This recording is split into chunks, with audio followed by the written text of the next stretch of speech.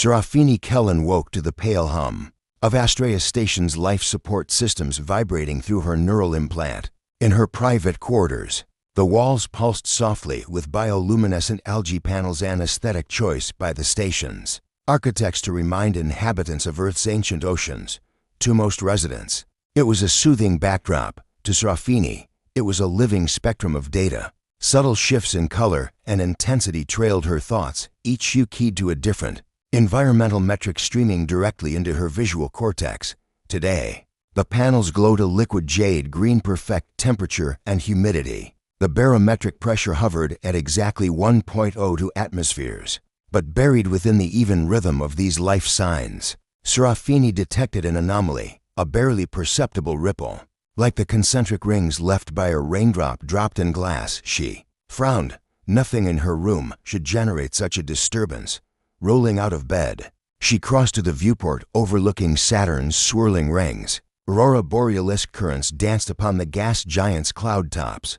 Below her, docking ports and habitation modules clustered like barnacles upon a colossal space leviathan. The station was humanity's greatest dream of out-of-Earth living, a rotating wheel the size of a small moon, spinning to simulate gravity. 3 sprawling sectors housed residences, research labs, commercial arcades, and hydroponic farms. Serafini had grown up here. Every nook and junction belonged to her memories. Yet she still felt its vastness, the way it swallowed you whole. If you lingered too long in its central atrium, her wrist console chimed softly, a personal alert from station security. She tapped it, watching detailed sensor logs scroll past. All systems green. No unauthorized EVA suits detected. No unusual power draws. And yet, impossible, she murmured. Not for the first time, she wondered if the implant's synesthetic overlay was malfunctioning. Since the accident at Lab 40 to 3 years ago when a containment breach exposed her to a subspace, particle cascade, Serafini's neural interface had been both her gift and her bane. It translated electromagnetic fluctuations, stealth grid bleed through, cloaking residuals anything meant to be hidden into bursts of color and tone. It made her the station's de facto anomaly detector. It also made her an object of suspicion. A soft knock on the hatch caught her attention. Commander Talus Vorn, the station's security head, strode in, uniform crisp, expression unreadable. "Serafini," he said, voice even. "Your alert triggered on deck Gamma. You're certain it's not a glitch?" She inclined her head. "I've recalibrated my filters 3 times. There's a disturbance like a vessel with quantum field stealth just beyond sensor range." He pursed his lips. "We've scanned the perimeter. Patrols report nothing. Delta-class ships only enter through customs." "You saw something different?" She nodded, an outline faint, but there. Pulse line signature at 47.2 kilohertz. Thermal signature about -42 Celsius, gold enough to be near absolute zero. In her mind, the readings translated into a chord of low, echoing bass that reverberated in her skull. "It's definitely out there." Vorn folded his arms. "You understand the implications. Surely you don't suspect me." Her voice cracked. She hated the way people looked at her, saw the implant's cord curled beneath her freed arm's skin like a slug. Vorn lifted a hand. "I don't suspect you of sabotage, Serafini. But if there is an unregistered vessel cloaked or otherwise, it's a security breach, which means risk. Earth Command will want answers." She swallowed hard. "I can locate it," she promised, "if I can just get an EVA suit and a shuttle for a flyby." He studied her for a moment longer, then nodded curtly. "Make it quick, and take Officer Bren at comms. Support only, no surprises." 2 hours later, Serafini stood in the docking bay beside her single-seat skimmer, Oleander. The shuttle's matte black hull absorbed lights instead of reflecting them, an aesthetic conceit for smugglers and pirates. Serafini had modified it further, coating panels with subwave dampers to prevent residual beacons. If she was chasing a ghost ship, she intended to stay invisible herself.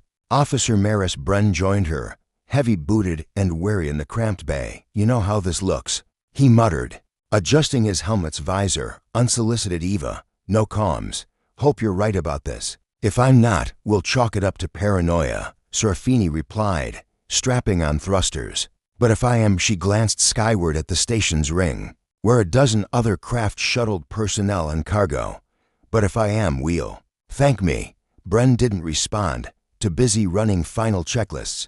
With a hiss, the bay doors slid aside and Oleander drifted into vacuum. Seraphine's visor switched to her implant's feed.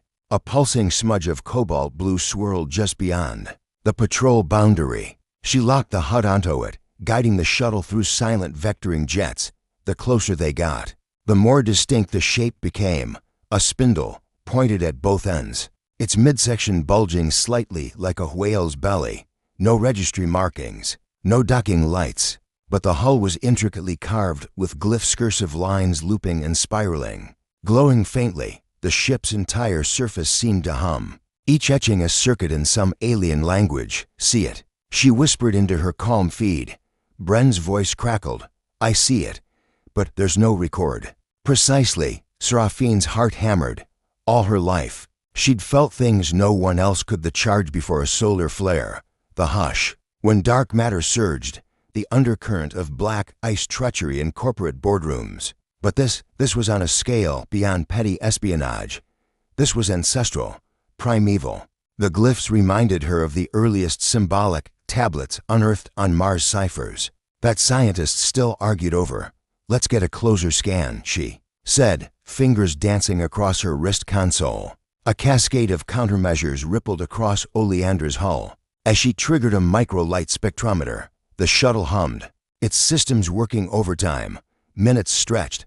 Bren's breathing echoed in her ear, and then the results appeared, readings coherent with a quantum cloaking drive, using a refractive index modulation at subspace frequencies. In simpler terms, it bent light and warped spacetime, but it also emitted minute leakage evidence Seraphine's implant could amplify. She exhaled. That's it. That's the signature from the lab accident. Her chest tightened. Astraea Station's Lab 42 had closed after the accident. Officially, it was deemed an incident of failed containment. No mention of what was inside. Rumors said researchers were probing the dark frontier between dimensions, trying to harvest energy from the quantum vacuum. If they succeeded, it was a weapon beyond reckoning. Bren broke the silence. What do we do? Seraphine's thoughts raced.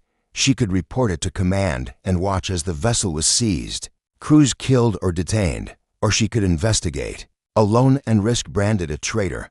But the truth pounded at her sepsis. Some things were too precarious to hand over to bureaucracy.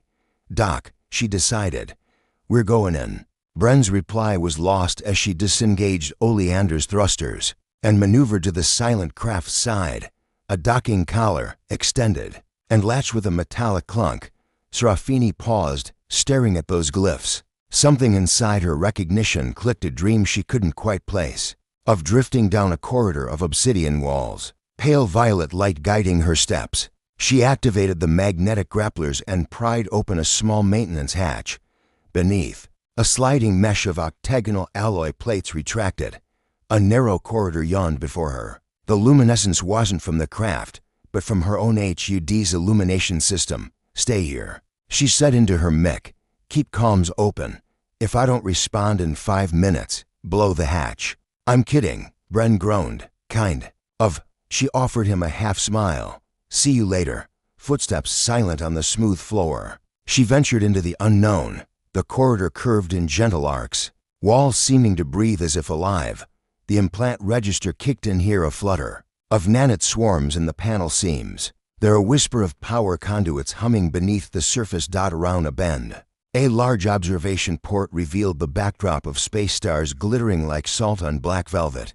A single planet hovered in view, Earth, pale blue and gold, spinning slowly in the distance. Tears stung her eyes. She hadn't been home in 8 years. She shook herself, pressing onward. Ahead lay a junction hall flanked by two massive doors, each emblazoned with the same flowing glyphs. In her mind, they glowed bright white, urging her forward. She placed a hand on the left door. Instantly, the symbols brightened and slid apart, retracting into the walls. Inside the chamber, rows of cylindrical pods stood at precise intervals. Tubes and cables snaked from ceiling to floor. Within each, a figure floated in stasis, eyes closed, eternal sleep. Seraphine's breath caught hold. Families, soldiers in uniform, and one pod at the far end larger than the rest. Her implant blared a low alarm. Organic life detected. Vitals stabilized at near absolute zero. Something deep in her chest stirred. She moved closer, scanning the plaque embedded beside the grand pod. The text appeared in her HUD. Translated from Old Earth Common. Subject, Echo Prime Mission. Project Vespera status. Classified Omega Awakening trigger. Synesthetic resonance detected. Her pulse thundered. Of all the colonies, of all the forgotten programs, this one name tugged at memory threads she didn't know she possessed. Vespera, a program she'd studied as a cadet. A martial and medical initiative to cure the biophage nanovirus that nearly wiped out the outer rim. Her gloved hand hovered over the pod's release latch. Behind her, the corridor doors slid closed with an ominous sigh. A faint hum grew, a power redistribution. As the vessel prepared its defense, Seraphine exhaled and pressed the latch. The pod's shell split open in a diamond of transparent material. Vapor surged out, clouding the room in shimmering ice crystals. As the chill cleared, a young woman's form emerged, features delicate, hair the color of starlight. She opened her eyes violet, bright. Half in whisper, she spoke. Seraphine. Kellen, you came. For a heartbeat, Seraphine thought she'd imagined it. But the girl's gaze was real, aware, alive. And in that moment, as the invisible ship revealed its secret, Seraphine knew her world would never be the same. Seraphine's heart pounded as Echo Prime stepped free of her cryogenic sarcophagus. The last vestiges of ice drifting like motes of stardust in the pale violet glow. For a heartbeat, neither woman spoke. Time stretched in the silent chamber, broken only by the hiss of the ship's ventilation and the soft pulse of its hidden engines. Then Echo Prime's gaze found Seraphine's, and she smiled, a fleeting curve of recognition and relief. You're not one of them, Echo said, voice hushed but unwavering. Who are them? Seraphine asked, though she already feared the answer. Behind them, the corridor doors slid shut with a mechanical sigh. Seraphine tapped her wrist console. The ship's internal sensors rippled into life. They showed power surging into the outer hull, defensive shields building, compartment seals locking. Whatever the vessel was, it was waking. Seraphine led Echo toward the maintenance hatch where Maris Bren waited. Every step echoed on the alloy floor, and with each echo her implant flared traces of dormant security protocols, neural locks waiting to spring shut. She fingered the side of her suit's helmet, activating the silent comm channel. Bren, status? She whispered. All quiet. Shuttle humming, engines hot. Bren's reply crackled. Prepping a blind jump back to the station. 10 seconds. To seal, Echo's eyes darted to the grated ceiling, where rows of coolant pipes snaked like veins. They'll detect us. This chamber vents right into the forward thrusters bay, she murmured. Seraphine glanced upward, mind racing. Any delay, any misstep, and the ship's automated defenses would purge intruders. They rounded the final corner. Seraphine pressed her hand to a biometric scanner beside the half-open hatch. It glowed red. She frowned. Access denied. Her implant stuttered, flooded with warnings. Unauthorized presence. Potential intruders locked. Echo laid her hand atop Seraphine's, and in that instant, the red light flickered blue. The hatch clicked open. You're a key, Seraphine breathed. Engineered to interface with ship. Echo replied, her voice steady. My resonance triggers the override. Beyond the hatch, the airlock chamber yawned, its walls lined with magnetic clamps and emergency vents. Bren gave a curt wave from inside the shuttle's extended boarding ramp. Seraphine hurried ahead, Echo gliding close behind, as the hatch slid shut. Once inside the cramped shuttle, Seraphine whirled to Bren. We have to go now. She keyed the comm panel, shutting airlock. 10, 9, a reverberating pulse shook the craft. The invisible ship lurched as if flexing its bones. Through the viewport, Seraphine saw streaks of violet lightning subspace discharges rippling across the hull. They'd felt the tug of the cloaking drive awakening. But hexylene fuel surges meant massive energy flux. To close, they'd be crushed. She slammed the throttle. Oleander lunged backward, clawing free of the magnetic clamps. The airlock door hissed, sealing, Bren cut engines at the precise moment, and in the glowing resin of subwave fallout, the shuttle coasted free. Serafini exhaled, trajectory locked, calculating blind phase trajectory for quantum slip. Quantum slip? Echo asked, fingers pressed to the shuttle's dashboard, studying the readouts with an ease that belied her centuries in stasis. A short-range, subspace blink. We'll disappear from this ship's sensors for a few precious minutes. Seraphine's eyes met Echo's. But I need you to help me. Echo nodded, violet eyes resolute. I'm ready. Serafini activated the subspace array. Inside the cramped cockpit, lights flickered as capacitors charged. The shuttle's hull shuddered. Outside, the invisible ship's shields thrummed in a deep blue resonance, an impossible color that seemed to sing when viewed through Seraphine's synesthetic vision.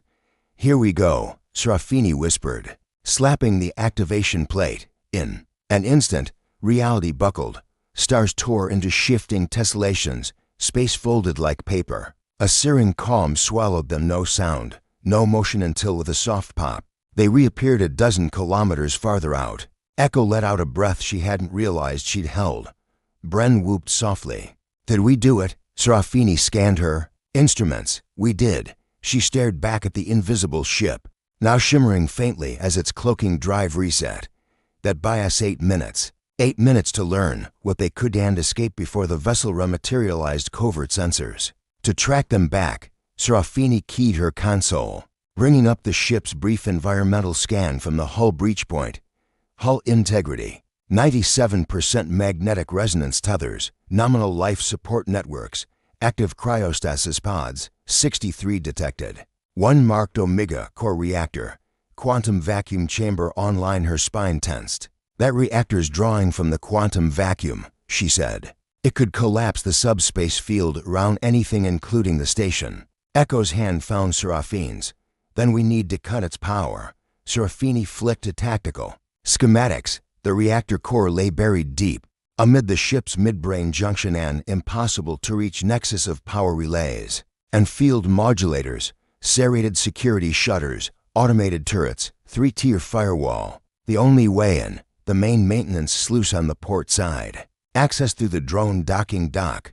Okay, Serafini said, adrenaline sharpening every sense. We jettison the cargo pods, paddle back to airlock C, breach the outer hull. That gives us a straight shot to the midbrain corridor, about 100 meters through service tunnels. You know it, Echo. She turned to her companion. Echo's gaze grew distant, as though memories flooded back. I navigated these passages in simulation only, she admitted. The holographic maps I carried, they were templates. Still, I recall the way. Good. Bren and I will handle the drone dock. You guide us from here. Once we plant the EMP charges, we get to the reactor field. You override the quantum matrix, cut the power. I'll keep the charges live for 10 seconds after you're cut. Then we bail. Bren nodded, loading a belt of micro-EMP grenades. Let's do some damage. They vectored in close once more. The invisible ship's hull invited them. As if curious, Serafini triggered the cargo bay releases. Massive storage pods jettisoned, flaring small thrusters before spiraling away. The magnetic clamps retracted, revealing the yawning dock entrance. Docking. Clamps off, Serafini reported. We're clear. She piloted Oleander toward the pod loading gantry. Bren keyed the hull cutter, and a plasma saw blade carved a perfect circle through the alloy plating. The airlock hissed its readiness. Serafini and Bren powered through, leaving Echo to watch their backs. Inside, the cargo dock lay dimly lit, yellow tracer lines crisscrossing the expanse. Dozens of inactive maintenance drones rested in racks along the walls. Each stood 6 feet tall, spherical head crowned with sensor rays. Bren, jam the control signal, Serafini ordered. I don't want them activating. He placed an EMP pulse beacon into the central control hub.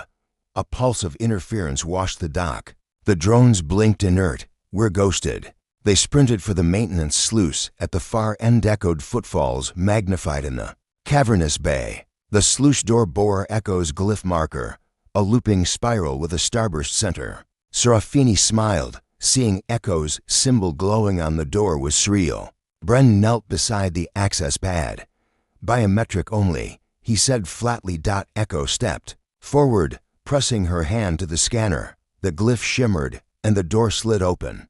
Beyond lay the service tunnel, a low-ceilinged corridor, pipes overhead, access panels along the wall. Faint violet runes pulsed beneath the panels, framing every junction. Seraphine's implant sang, wall integrity nominal, but energy lines thrumming with high current. Stay close, she cautioned.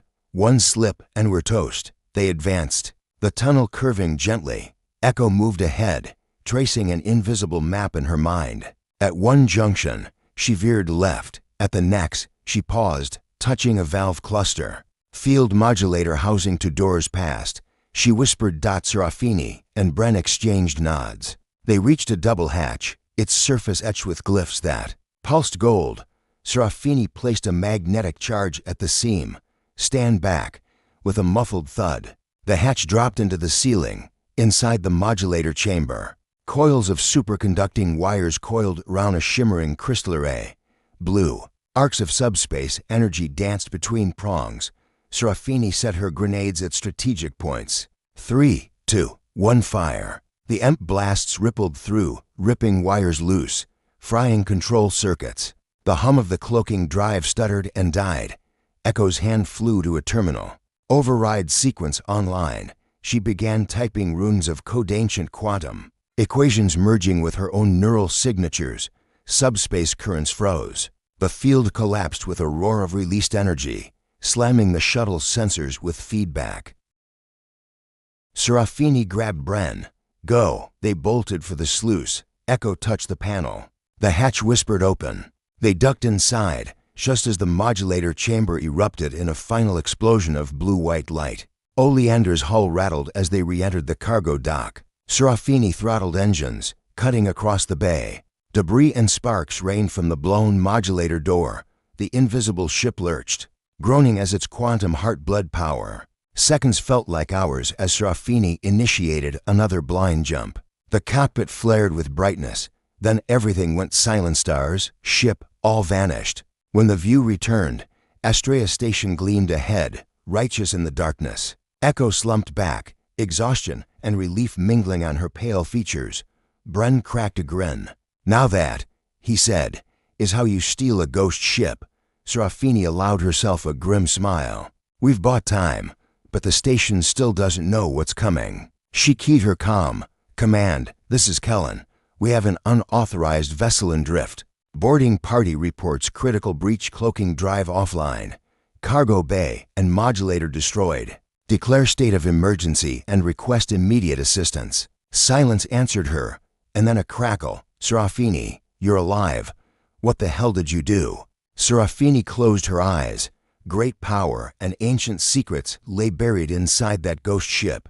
But her mission had only begun. I did what had to be done, she said. Now we prepare for what I've unleashed. The docking clamps released with a hushed click, and Serafini guided Oleander gently onto the makeshift quarantine pad. In Astrea Station's service bay Delta, strip lights overhead cast the shuttle's cockpit in sharp chiaroscuro.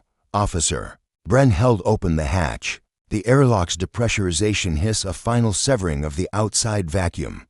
Welcome home. Bren muttered, half in awe, half in exhaustion. Serafini offered a tight nod. Echo Prime lay on a custom gurney in the shuttle's belly. The girl's violet eyes drifting closed even as she inhaled the station's recycled air. Serafini pressed a hand to her forehead, warm, alive. Guilt rippled through her. She'd wrenched this being from depths none had dared explore. And now the weight of responsibility pressed down. Inside the bay, security teams swarmed. Drones hovered in arcs overhead, scanning the shuttle for residual quantum flux. Commander Talus Vorn strode forward, face grave. Behind him, a medic corps in biohazard suits carried portable field analyzers. Status report, Vorn demanded, voice low. Serafini braced herself. Cloaking drive disabled. Reactor core compromised. We collapsed the quantum modulation field. Shuttle sustained minor hull fatigue, but is airworthy. Subject Echo Prime is alive, stable. No immediate contagion. Vorn's eyes flicked. 2 echoes prone form. Contagion. Serafini swallowed. Her blood carries a dormant biomatrix. Preliminary scans show nanophage inhibitors bound in her bloodstream. I believe she's the key to synthesizing a cure for the biophage strain we thought eradicated decades ago. Behind them, medics loaded Echo onto a mobile biolab platform. Her cryogenic life signs had awakened automatically, an internal failsafe triggered by her resonance with Seraphine's implant. Now her organs pumped at full capacity, and her heart rate, while slower than normal, beat with steady resolve. Vorn placed a hand on Seraphine's shoulder, firm but not unkind. You led us into grave danger. You've also given us hope. We'll need full logs of your EVA. Station Council demands transparency. Serafini tightened her jaw. I'll comply, sir. But I need this secured. No media, no unwanted eyes. If the biophage is still out there, we can't afford panic. He nodded curtly. Quarantine Alpha is prepped. We move her now. The biolab chamber smelled of antiseptic and charged ionizers. Through reinforced glass, Serafini watched Echo Prime settle onto the diagnostic table. Tubes and fiber optic probes mapping her vital systems in real time. Dr. Lena Marquez, head of the station's epidemiology unit, hovered over the consoles. Her eyebrows were pinched with excitement and something else, fear. Interesting, Marquez muttered. Scanning holocharts, she's not just carrying passive inhibitors. Her genome encodes active replicons that produce an elemental catalyst, some form of engineered proteome that targets nanophage quanta. Seraphine's lips parted. So it's self-regulating? Marquez shook her head. More than that, it's dynamic. It adapts to new nanophage strains. In theory, we could harvest her blood plasma and engineer a universal serum. She met Seraphine's gaze. If we can sequence her code fully, we could reconstruct the compound in less than 48 hours. Serafini exhaled. 48 hours is too long. We have confirmed flare-ups on colony outposts orbiting Epsilon Eridani. Reports of staff collapsing, neural hemorrhaging within hours of exposure. We need the serum delivered within 24. Marquez's face paled. We'll need more than one subject, then amplify samples. Parallel bioreactors, Echo's voice cut through the lab's hum. Soft but clear, you must stabilize me. Only then can I guide the synthesis. Every head turned. Serafini felt her heart twist. Echo opened her violet eyes, blinking once. My systems are unaccustomed to static environments. Cryostasis does lasting damage. She sat up. Though Enferline protested. Memory cores fragmented. I have protocols stored, but I need core neural conditioning to access them. Without it, you only have half the formula. Marquez frowned. Core neural conditioning. Serafini stepped forward. She needs to interface with the station's quantum AI to reconstruct those fragments. It's how she learned our schematics in flight. Before Marquez could reply, the lab alarms trilled. A red banner pulsed on every console. Biohazard breach, Sector E4.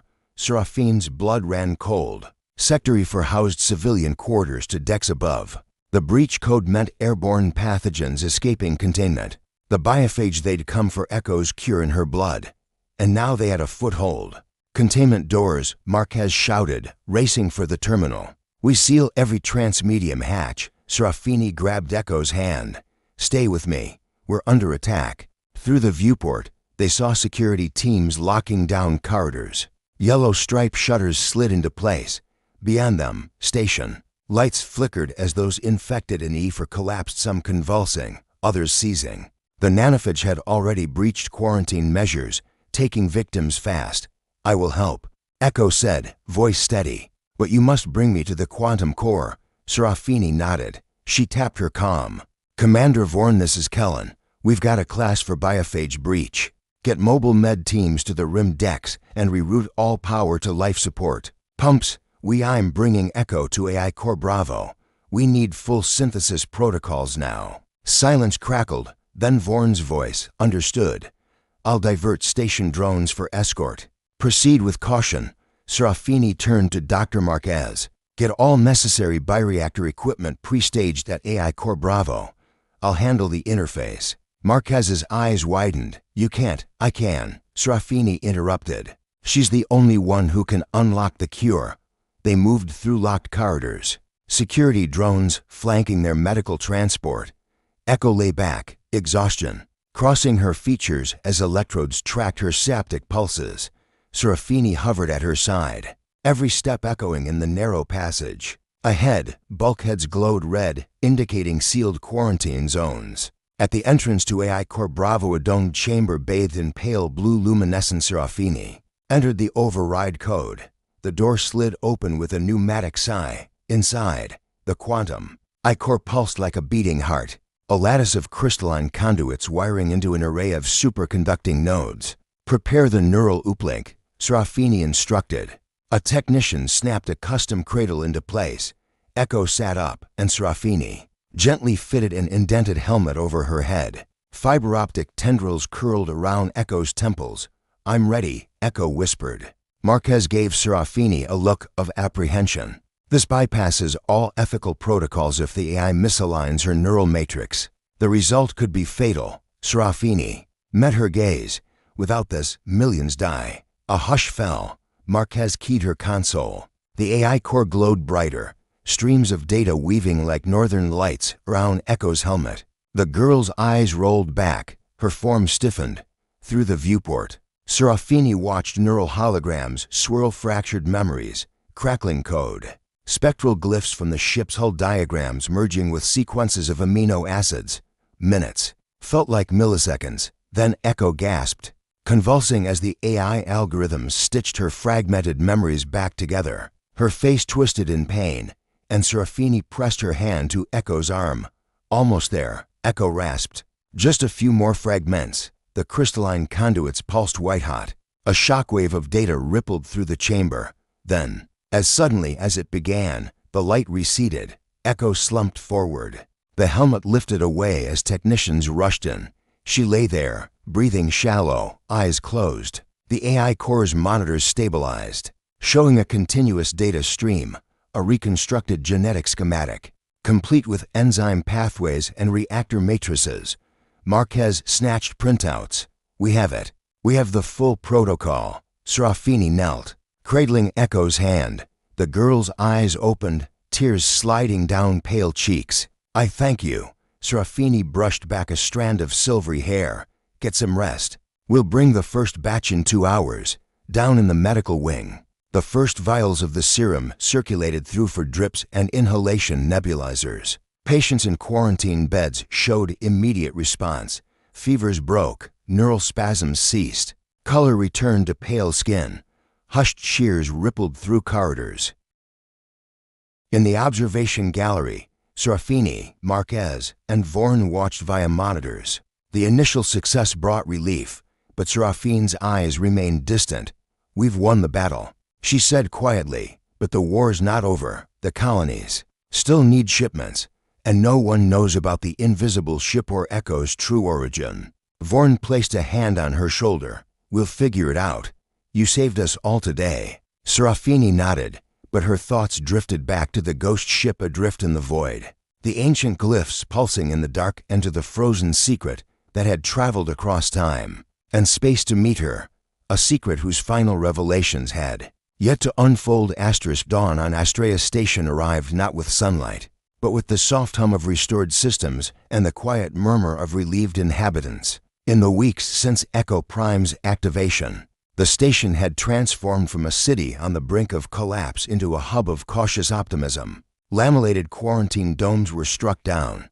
Corridors once dyed red with alarm lights now gleamed under white panels, and all around, people whispered of Serafini Kellen and the girl whose blood held salvation. But in the heart of the station's command hub, relief had not yet given way to peace. Commander Talus Vorn paced before the tactical display, eyes fixed on the green arcs marking active supply runs to the afflicted colonies. Beside him, Dr. Lena Marquez tracked the rate of serum production. Batch 15 just cycled through bioreactors, sterilized and primed for delivery. Behind them, technicians and medics spoke in low voices, monitoring each logistical variable. Serafini entered quietly, Echo Prime at her side, lean, pale, and still fragile, but stronger than she had ever been. The girl's violet eyes, once clouded by ice and stasis, now shone with curiosity as they took in the bustle around them. Serafini guided her to a holo console, where Marquez had prepared a real-time synthesis map of the serum pipelines, stretching across the solar systems. Almost half the initial request is en route, Marquez reported, tapping a cluster of luminescent markers blinking along the Epsilon Eridani corridor. We'll hit 100% production in another 20 hours. With the AI-assisted uplift, it's been astonishingly efficient. Echo's hand hovered over the display. The compound scales linearly with my blood volume only until the catalytic ratios reach equilibrium, she murmured. Have you considered seeding nanofilters in the major shipping conduits? It could double distribution speed. Vorn frowned.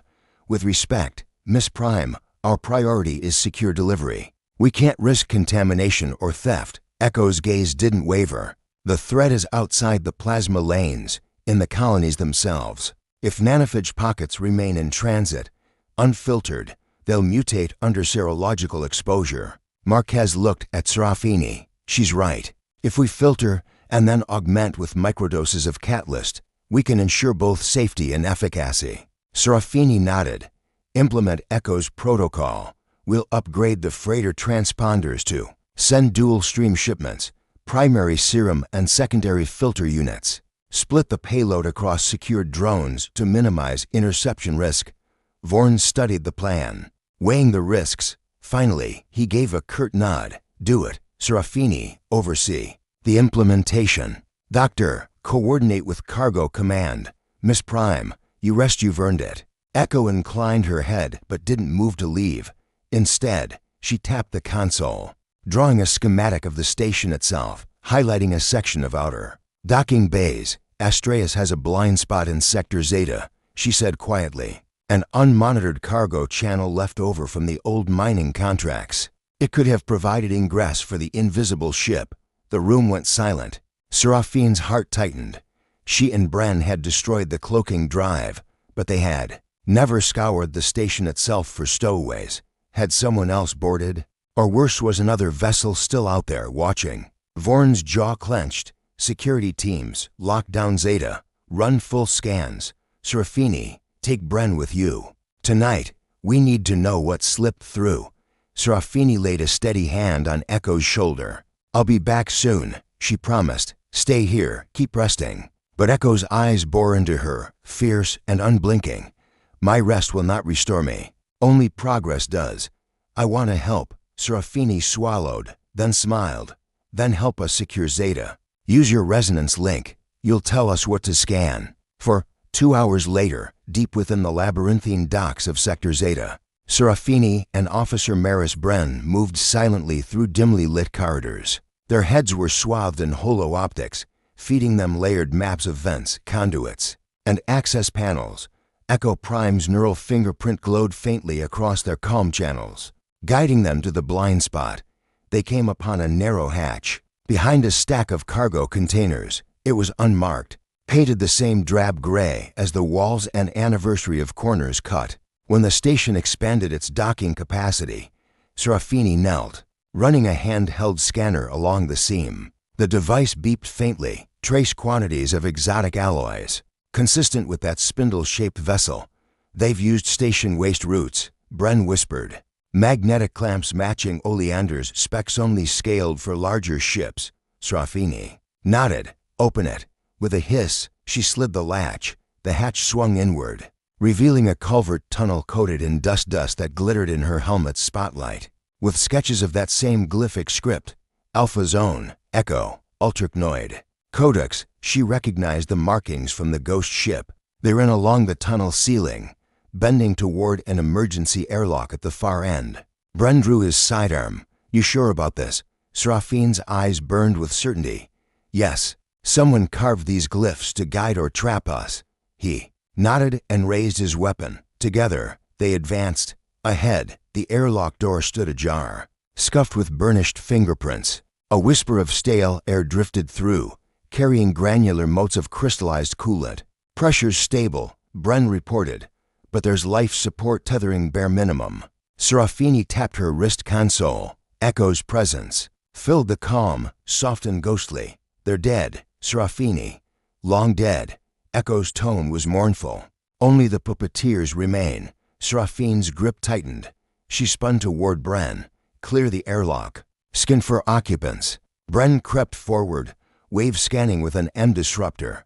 Nothing moved. The tunnel beyond curved up, rising at a gentle incline toward the surface decks. Seraphine activated her implant's subspace filters.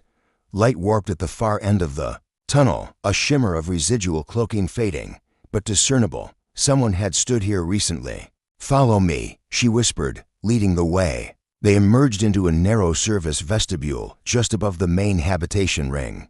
Dozens of cargo pods rolled past on silent rails most marked for demolition. One, however, was freshly painted, bearing no destination codes. Its door hung slightly. Ajar, Seraphine peered inside. Stacked within were crates stamped with obscure corporate seals no longer in use, a legacy signature from an orbital weapons consortium dissolved 70 years ago. The irony was stark. Bren keyed his cutter. "I'll open them." Seraphine knelt beside the nearest crate, brushing off dust to reveal stenciled letters. Project Vespera, Vaulted Assets Priority Omega. Her breath hitched. Echo's cargo. Bren cut the latch, and the crate lid thumped open. Inside lay coils of titanium canisters, each labeled in the same script she'd seen on the ghost ship's hull. They were sealed, but vault-grade locks bore fractures recently pried. Seraphine tapped her console. "Echo, I see," came the echoing reply. "They shipped parts of me ahead, Sentinels. To monitor my awakening. They expected me to fail." Maris swallowed. "Who's they?" Seraphine slid a canister free, weighing it in her hand. It felt improbably light. "I don't know," she said, "but they're still here, and they're mining for something." From the corridor, intercom crackled. "Officer Bren, Seraphine Kellen, report to Security Grid 12. Unauthorized scavenger alarm." Seraphine risked a glance at Bren. "We're not scavenging." Bren jogged to his comm. "Security, we found hostile artifacts in Sector Zeta. Need a lockdown and hazmat sweep." The intercom clicked. "Acknowledged. Teams en route." Seraphine sealed the crate. "Let's bring these to the AI core. If they're mapping my biogenesis protocols, we need to know what they've stolen and who's behind it." They retraced their steps through the tunnel, the hollow clanks of their boots echoing like distant drums. Lights flickered as station power shifted to security grids. Cargo pods ground to a halt. From above, a mechanical were signaled that the central ring had locked down. At the docking controls, they cleared the blind spot hatch and climbed back into the main corridor, where a squad of security drones awaited. Vorn's face appeared on a portable holo projector. "Report," he demanded. Seraphine held up the canister. "They've stashed components of the Vespera algorithm here. These crates were a drop. Someone's indexing Echo's genes, piece by piece." Vorn's expression went hard. "Then they plan to duplicate her. Or worse." Seraphine's eyes met Echo's violet glow on her wrist display. "We secure these. Then we find the source before they rebuild a shadow fleet." A siren wailed in the distant sector, Zeta's final lockdown echoing through the station. Ahead, dawn broke in the form of emergency lights sweeping across the walls. Yet in that crimson glow, Seraphine felt something shift within her. Fierce determination, unwavering purpose. The war was far from over. The colonies awaited their cure. New threats lurked in hidden corners, and the invisible ship's legacy would not rest.